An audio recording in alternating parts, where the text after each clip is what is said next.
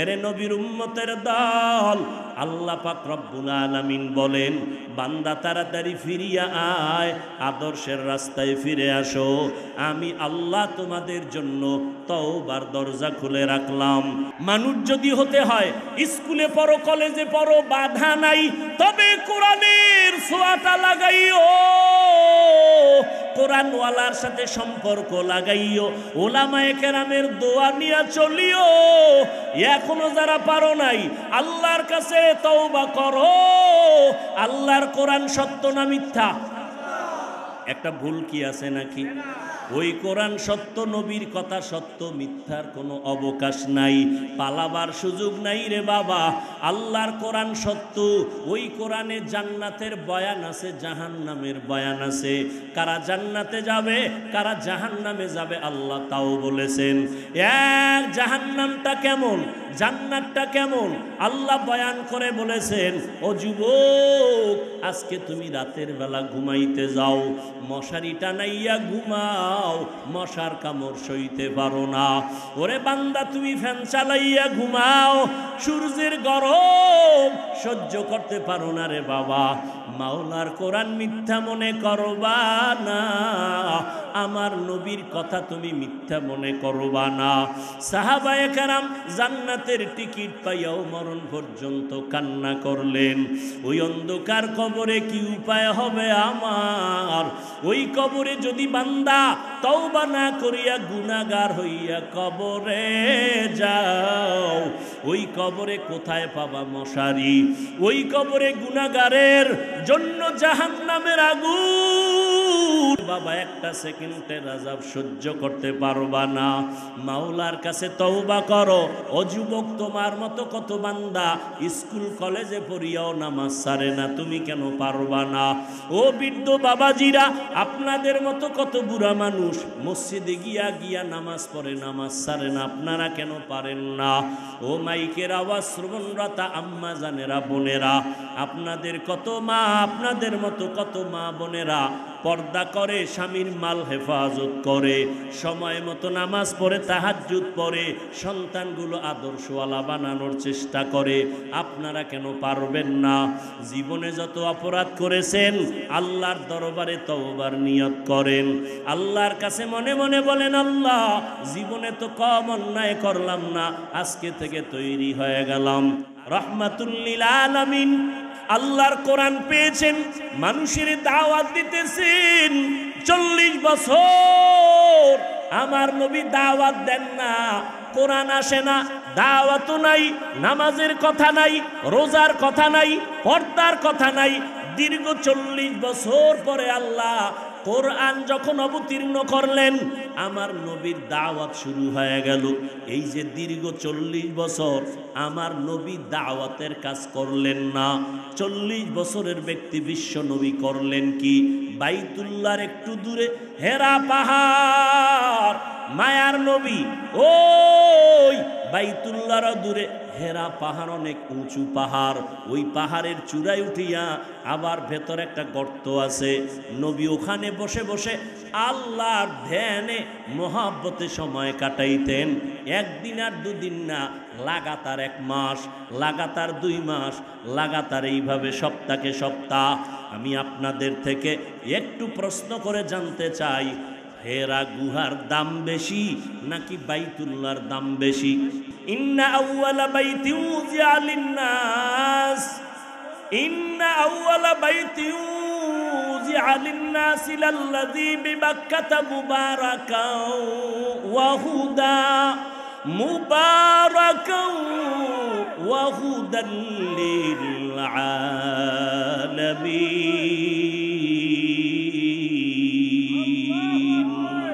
আল্লাহ তাআলা বলেন, এই জমিন নামক পৃথিবীটা আমি বানানোর পর আমি আল্লাহ জমিনে কোনো বাসিন্দা পাঠাই নাই। জমিনটা বানাইয়া আমি প্রথম একটা ঘর নির্মাণ করলাম, বাইতুল্লাহ। বাক্কা নগরীর মধ্যে এমন একটা ঘর, হেদায়াতের ঘর, ইবাদতের ঘর, আল্লাহ বসবাসের ঘর বানান নাই। আল্লাহ জমিনটা তৈরি করে বাসিন্দা পাঠাবার আগে ঘর বানাইলেন বাইতুল্লাহ। বুঝে থাকলে বলেন, বসবাসের ঘর নাকি ইবাদতের ঘর?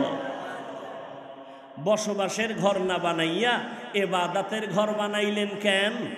আল্লাহ বলেন পৃথিবী নামক গ্রহের চিফ গেস্ট মানুষ, আর আমি মানুষ পাঠাবো ইবাদতের জন্য।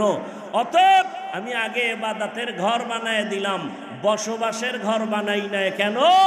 দুনিয়ায় মানুষ করবে ইবাদত, বসবাস করবে জান্নাত। দুনিয়া হলো ইবাদতের ঘর। এজন্য রহমতুল লিল আলামিনের বরকতে জমিনের যে কোনো জায়গায় সিজদা করো, সাথে সাথে কবুল। সিজদা বান্দা জমিনে করে না, আস-সাজিদু ইয়াসজুদু আলা কাদামির রহমান। বান্দা যখন শরীরের শ্রেষ্ঠ জায়গা কপাল মাটিতে লুটাইয়া দেয় সিজদায়, রব্বে কারীম সাথে সাথে কপালটার নিচে কুদরতের পা ঢুকায় দেয়। আবার জিজ্ঞাসা করি, বাইতুল্লাহর দাম বেশি না হেরা পাহাড়ের দাম বেশি? সবাই একমত? যেই বাইতুল্লাহ 1 রাকাত নামাজ 1 লক্ষ রাকাত নামাজের সওয়াব, বাইতুল্লাহর এমন দাম। এই কচুয়া বড় মসজিদটাও আমার আল্লাহর ঘর। বাইতুল মুকাররম জাতীয় মসজিদ ঢাকার মধ্যে, এটাও আল্লাহর ঘর। জমিনের সব মসজিদগুলো কার ঘর? কিন্তু বাইতুল্লাহর এত দাম কেন? বলে ওটা আল্লাহর রহমত বন্টন হওয়ার, নাজিল হওয়ার সেন্টার, এজন্য ওটার এত দাম। বড় মসজিদ কচুয়া এত সুন্দর পাথর দিয়া বানাইলো, কেউ যদি তাকাইয়া তাকাইয়া বড় মসজিদের সুন্দর টাইলস গুলো দেখে, জানালাগুলো দেখে, মিনারা দেখে, আল্লাহর কসম একটা সওয়াব আমল নামায় আসবে না। কিন্তু বাইতুল্লাহ এমন ঘর, বান্দা যতক্ষণ আল্লাহর ঘরের দিকে তাকায় থাকবে ততক্ষণ সওয়াব লেখা হবে। তাহলে আমরা বুঝলাম বাইতুল্লাহর দাম বেশি, হেরা পাহাড়ের দাম বেশি। এবার প্রশ্ন ওলামায়ে কেরামদের কাছে আর শিক্ষিত জ্ঞানী যারা তাদের কাছে, বাইতুল্লাহর দাম কোরআনের আয়াত দ্বারা স্বীকৃত হেরা পাহাড়ের তুলনায়, কিন্তু রহমতের নবী হেরা পাহাড়ে গিয়ে সপ্তাহকে সপ্তাহ, মাসকে মাস বাইতুল্লাহ না পড়ে ওই পাহাড়ের জঙ্গলের পাহাড়ে ওই গর্তের মধ্যে ঢুকে আল্লাহর রসুল দীর্ঘ সময় আল্লাহর ধ্যানে সময় কাটাইলেন কেন? দামি বাইতুল্লাহ ছেড়ে। এই প্রশ্নের জবাব আমার সোনার বাংলাদেশের অধিকাংশ আলেম ওলামারা না জানার কারণে পীর মাশায়েখ আল্লাহওয়ালাদের দরবার আর খানেকার বিরুদ্ধে কথা বলে। পীর মাশায়েখের বিরুদ্ধে, দরবারের বিরুদ্ধে, খানেকার বিরুদ্ধে কথা বলে তারা যারা এই কথা বুঝে না যে রসুল বাইতুল্লাহর এত দামি জায়গা ছেড়ে হেরা পাহাড়ে নির্জনে জঙ্গলে গর্তের মধ্যে রসুল আল্লাহর ধ্যানে সময় কাটাতেন। কারণ কি? বহু কারণের এই একটা কারণ যদি ওলামায়ে কেরাম জানে, কোনদিন আল্লাহওয়ালাদের বিরুদ্ধে কথা বলবেন। আল্লাহ হেদায়াত দান করেন। আল্লাহ তাআলা বলেন, এর দুনিয়ার মানুষ দীর্ঘ 40 বছর আমার নবী কোনদিন দাওয়াতের কাজ করেন নাই। আল্লাহ 40 বছর পরে কোরআন নাজিল করেছেন, নবী দাওয়াত শুরু করলেন। দাওয়াতের মধ্যে নবীর প্রথম দায়িত্ব কোরআন তেলাওয়াত করে শোনাবেন। নবী সুন্দর করে তেলাওয়াত শুনাইতেছেন। নবীর যারা দুশ্মন জানের, আবু জাহাল, উতবা, শাইবা, মুগীরা, ওলীদ ইবনে মুগীরা নবীরে সারাদিন গালি দেয়। রাতের আধারে রসুলের ঘরের কিনারায় চুপি চুপি রহমতের নবীর জবানের কোরআন তেলাওয়াত শুনে, কোরআন তেলাওয়াত শুনে কলিজাটারে ঠান্ডা করে। কারণ নবীর জবানের তেলাওয়াত এত সুন্দর, সারাটা রাত মোবাইলটা সামনে নিয়ে কবিরা গুনাহ করে করে করে করে কাটাও না, মাঝে মাঝে কোরআন তেলাওয়াত করবা, নবীর শানে নাতে রসুলগুলো শুনবা, হামদে বারি তাআলা গুলো শুনবা। ও মুসলমান, যতই চালাকি করো, আল্লাহর বিধানকে লঙ্ঘন করে যতই সামনে আগাবা, তোমার বিপদ আসতেছে। আল্লাহর নবী তেলাওয়াত চালায় দিলেন, কোরআনের তেলাওয়াত। নবী বলেন এক আল্লাহর ইবাদত করো, আবার বলে রহমানের ইবাদত করো। মুশরিক বেঈমানেরা কয়, ও আব্দুল্লাহর সন্তান, একবার বলো আল্লাহর ইবাদত করব, আবার বলো রহমানের ইবাদত করব। বলো তোমার আল্লাহ কি একজন নাকি একাধিক? বলে আমার আল্লাহ এক। তো একবার বলো আল্লাহর ইবাদত করব, আর একবার বলো রহমানের ইবাদত করব। মানির রহমান, রহমানের পরিচয়টা দাও। আমার আল্লাহর নবী বলেন অপেক্ষায় থাক, আমার আল্লাহ জবাব দিবে, আমি জবাব পৌঁছায় দিব। আমার আল্লাহ রহমতের নবীর কাছে রহমানের পরিচয় দিয়া আর রহমান সূরাটা নাজিল করে বলেন, ও নবী জানায় দেন আমি রহমানের পরিচয়টা বলে দেন। আর রহমান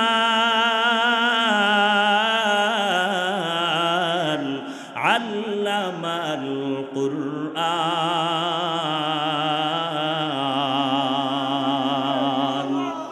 রহমান হলেন তিনি, কোরআন শিক্ষা দিয়েছেন যিনি। খলাকাল ইনসান, রহমান হলেন তিনি, মানুষ সৃষ্টি করলেন যিনি। আল্লাহ বলেন আমি আগে কোরআন শিখাইয়া এরপরে মানুষ বানিয়েছি। বাস্তবে দেখি না, আমরা আগে সৃষ্টি হয়েছি, তারপরে কোরআন শিখেছি। আগে দুনিয়াতে আসার পর বড় হইয়া মাদ্রাসায় গেলাম, ওখানে যাইয়া এরপরে কোরআন শিখলাম, বাংলা অক্ষর শিখলাম, সরোয়া সরায়া আলিফ বা তা ABCD শিখলাম, কবিতাও শিখলাম। সেই ছোটবেলা মাদ্রাসায় যাইয়া কোরআন শিখলাম, সেখানে আমগো বাংলাও ছিল, আরবিও ছিল, ইংরেজিও ছিল, এখনো আছে, কিন্তু এখন পাঠ হয়ে গেছে। একটা সন্তান, ওই সময় আমরা কত সুন্দর পড়া পড়তাম, মানুষের কলিজা ঠান্ডা হয়ে যেত। সরোয়া পড়তাম, সরওয়াতে পড়তাম ওযু, সরায়াতে পড়তাম আল্লাহ। আর একই অক্ষর স্কুলে গেলে শিক্ষা দেওয়া হয়, সরওয়াতে ওয়াজাগর, সরায়াতে আপা।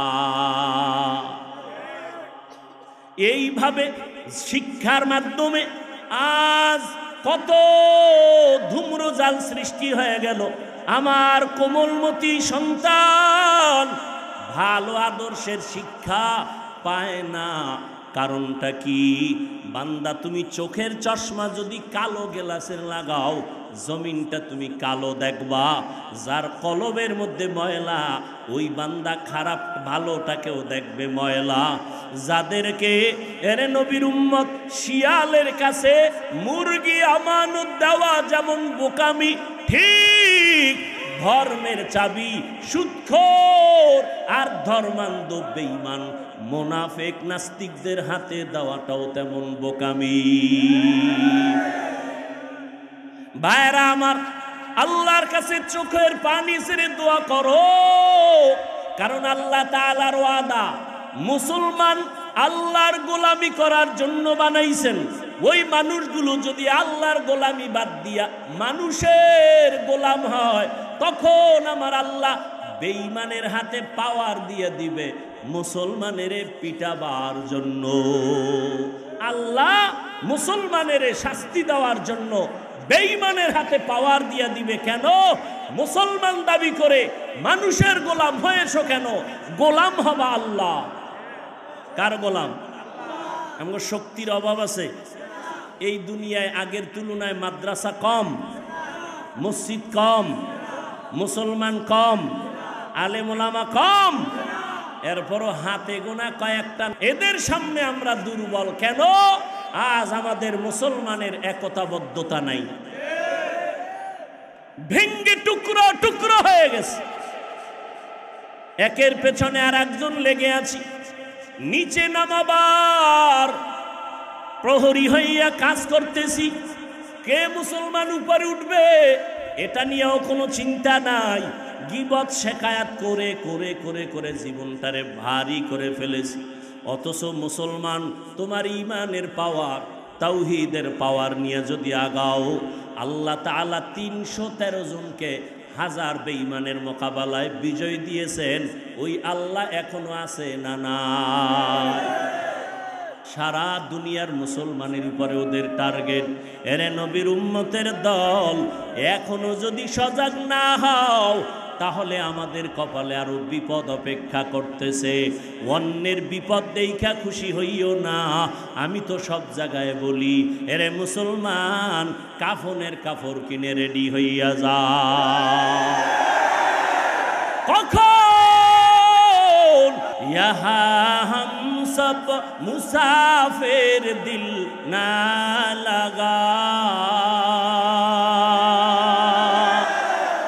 अहले दिल की नजर से रूह करता जा, यहाँ हम सब मुसाफिर दिल ना लगा, अहले दिल की नजर से रूह करता जा, शाह दौलत सब फकीर गर नेक ने है, शाह दौलत सब फकीर गर नेक ने है, जिंदगी में बंदगी तू करना है, जिंदगी में बंदगी तू करना है, जिंदगी बे बंदगी शर्मिंदा है, जिंदगी बे बंदगी शर्मिंदा है, बंदगी कुन बंदगी कुन बंदगी, जिंदगी बे बंदगी शर्मिंदगी। আল্লাহ বলেন আর রহমান আল্লামাল কুরআন খলাকাল ইনসান।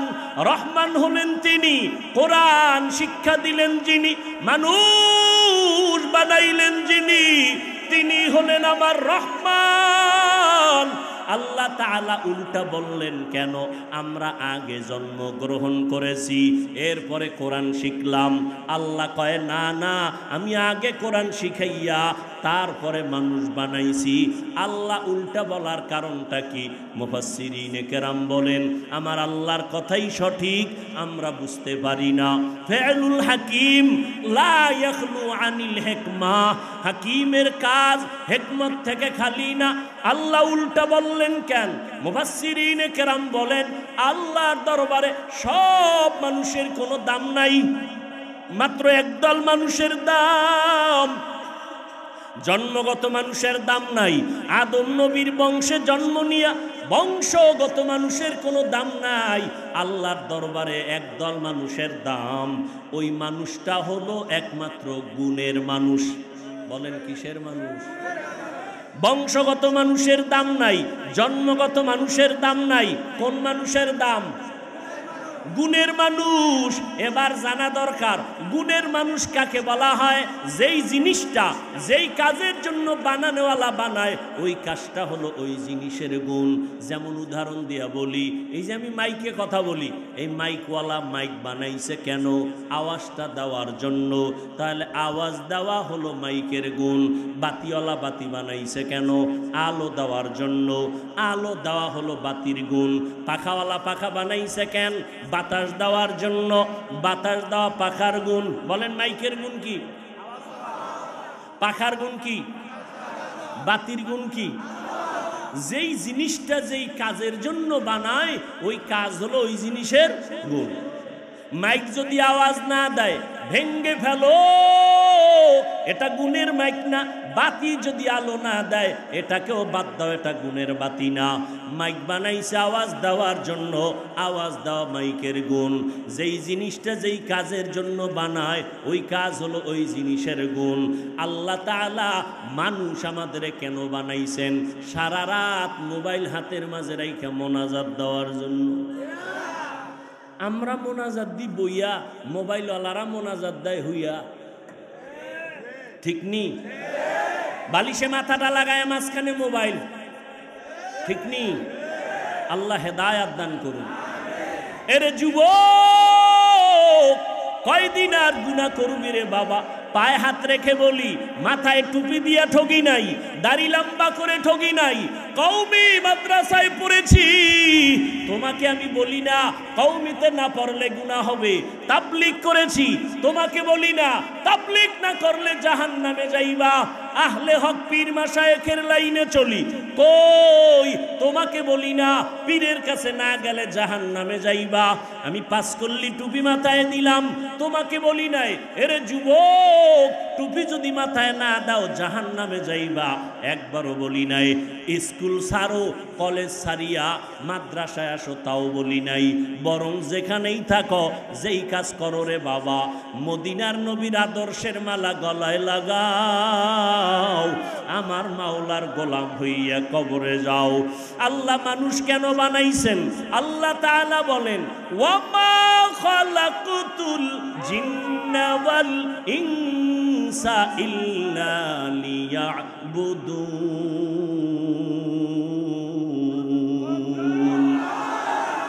মা খালাকুতুল জিন্না ওয়াল ইনসি বাখা জুজ ইবাদাত নিস্তে মাকসুদ আজ্জাহা। বলেন তো মানুষ বানাইছেন কেন? কার ইবাদত? আল্লাহর ইবাদত। ইবাদত মানে সারা রাত্র যায় নামাজে তাসবিহ টানা না। ইবাদত মানে সারা দিন রোজা রাখবা তা না। ব্যবসা করো ইবাদত, চাকরি করো ইবাদত, লেখাপড়া করো ইবাদত। আল্লাহর জন্য হতে হবে, মদিনাওয়ালা নবীর তরিকায়। ও যুবক, আল্লাহর মোহাব্বত নিয়ে তুমি ইবাদত করবা। ঘুমাইতে গেল তোমার সওয়াব হবে যদি নবীর তরিকায় ঘুমাও। বাথরুমে গেল সওয়াব যদি নবীর তরিকায় যাইতে পারো। ইবাদত হলো মানুষের গুণ। মানুষকে আল্লাহ বানাইছেন ইবাদতের জন্য। মানুষের গুণের নাম কি? ইবাদত। এখন ইবাদতটা করবেন মন গড়া না নবীর তরিকায়? নবীর তরিকা কেমনে শিখবেন? আল্লাহ কয় কোরআনটা শিখো। কোরআন বুঝো না, হাদিসের ব্যাখ্যাগুলো ধরো। বুঝো না, উলামায়ে কেরামের কাছে যাও, আলেমদের কাছে যাইয়া কোরআন হাদিস শিখিয়া নিয়ম অনুযায়ী ইবাদত করো তো গুণের মানুষ।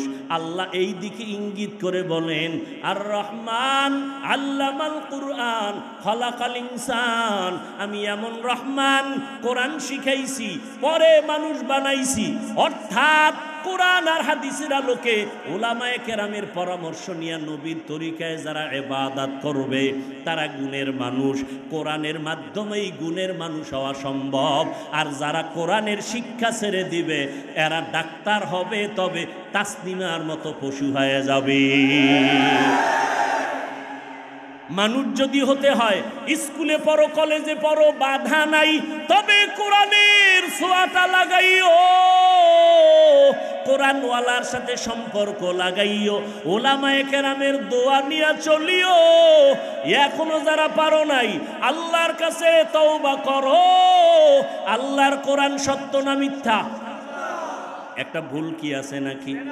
ওই কোরআন সত্য, নবীর কথা সত্য, মিথ্যার কোনো অবকাশ নাই, পালাবার সুযোগ নাই রে বাবা। আল্লাহর কোরআন সত্য। ওই কোরআনে জান্নাতের বয়ান আছে, জাহান্নামের বয়ান আছে। কারা জান্নাতে যাবে, কারা জাহান্নামে যাবে আল্লাহ তাও বলেছেন। এক জাহান্নামটা কেমন, জান্নাতটা কেমন আল্লাহ বয়ান করে বলেছেন। ও যুবক, আজকে তুমি রাতের বেলা ঘুমাইতে যাও, মশারি টানাইয়া ঘুমাও, মশার কামড় সইতে পারো না। ওরে বান্দা, তুমি ফ্যান চালাইয়া ঘুমাও, সূর্যের গরম সহ্য করতে পারো না রে বাবা।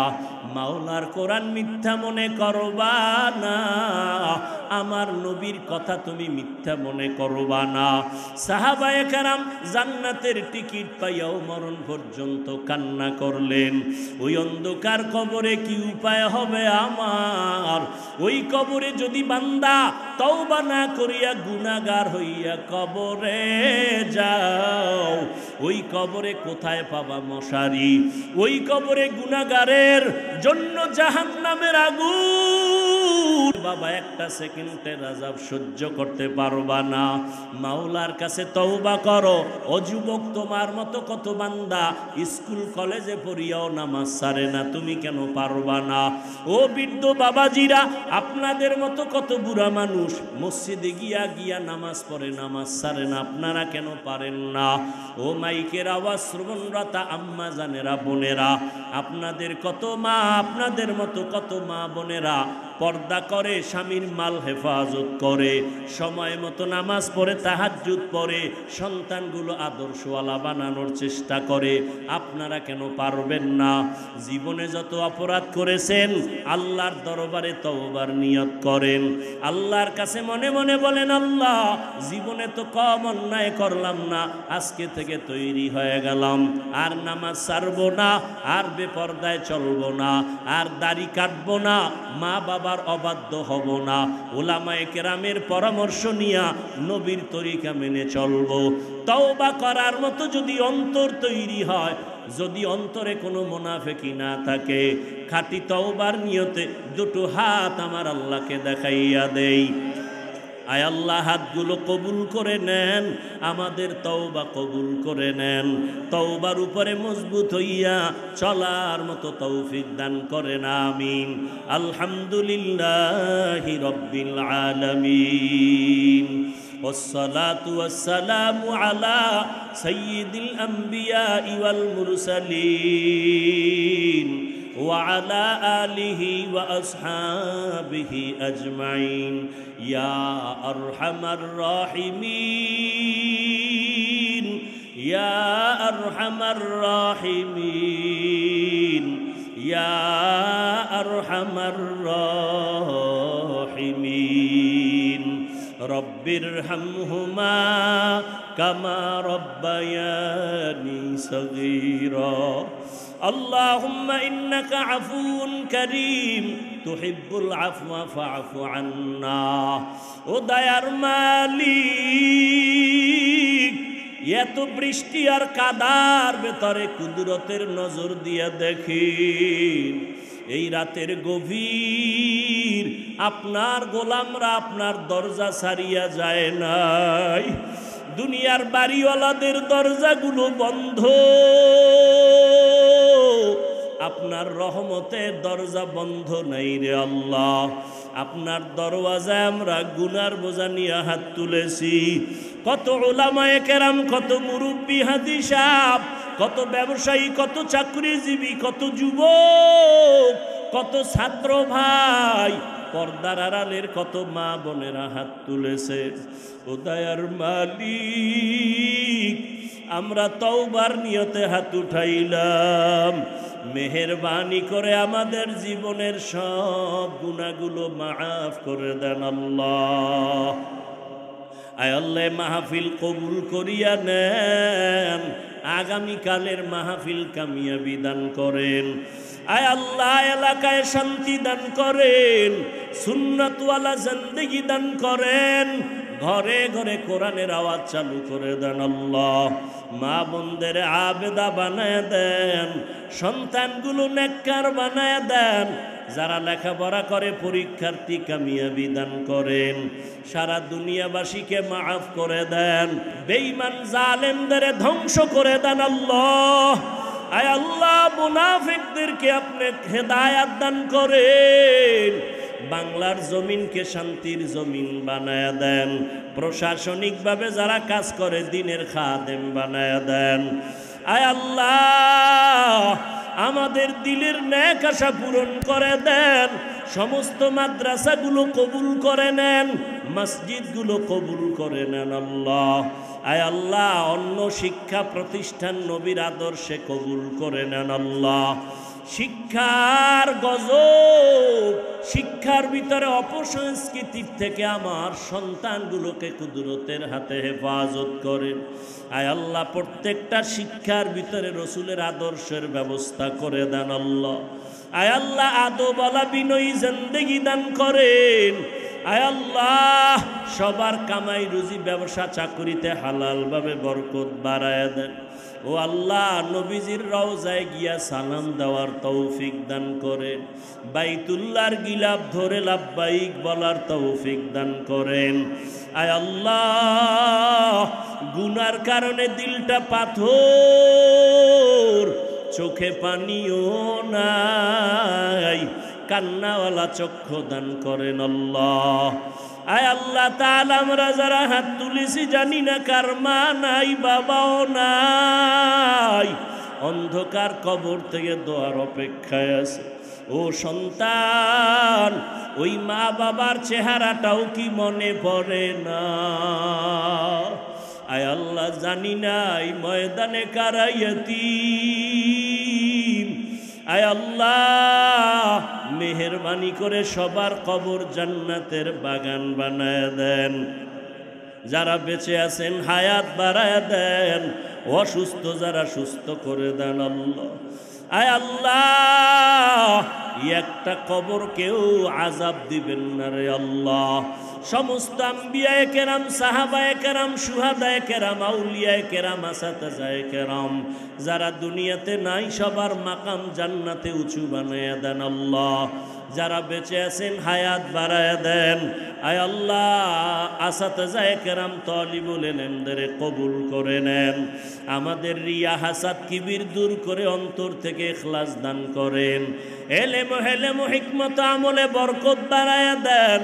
আয় আল্লাহ, উলামা তোলাবা উম্মতের অন্তরে মোহাব্বত ইজ্জত বাড়ায় দেন। চলার পথে হেফাজত করেন। আওয়াজের ভেতরে কথায় রুহানিয়ত বাড়ায় দেন আল্লাহ। আদবওয়ালা জিন্দেগি দান করেন। আয় আল্লাহ, বাতিলের মোকাবেলায় বিজয় দান করেন। উলামায়ে আহলে হকের বিজয় দান করেন। মিথ্যা মামলা থেকে চিরমুক্তির ব্যবস্থা করে দেন।